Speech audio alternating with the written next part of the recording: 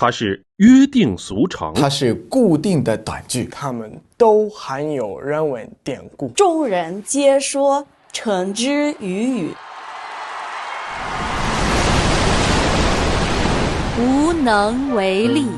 It means unable to exert effort or help, wanting to do well but lacking the ability to do so. 无能为力。 I totally understand. Every time I look at the test question, I immediately feel 无能为力.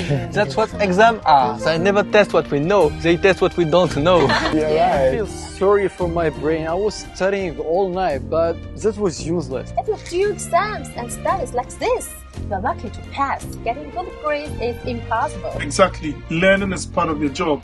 You should never 无能为力。 If it's 课外实践、动手或跟别人沟通, that's definitely my thing. I agree. I have my own strength, but there is actually anything I can do about my memorization and exams. It's good to know your strengths and weaknesses. But after realizing our 无能为力, we should find ways to improve instead of stopping where we are. But sometimes 无能为力 is just a pretext, an excuse. What? For example, before reading quiz last time, I asked my classmate to read the Chinese sentence for me.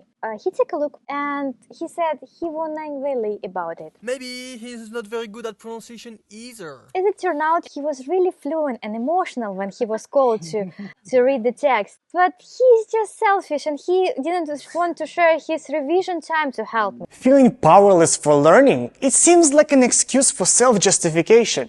Why not shift the perspective and talk about the irresistible forces of nature? I'm afraid everyone is 无能为力 against earthquakes, tsunamis, and volcanoes. Not necessarily. Marx said that you should always use your own initiative. That's why when disaster happens, we should unite and encourage each other. I find that for such crises, there are opposite narratives in Chinese and Western films. What? In Western movies, when people are in crisis and helpless, there's always one capable person full of sense of justice to relieve the crisis and save humanity. Yeah.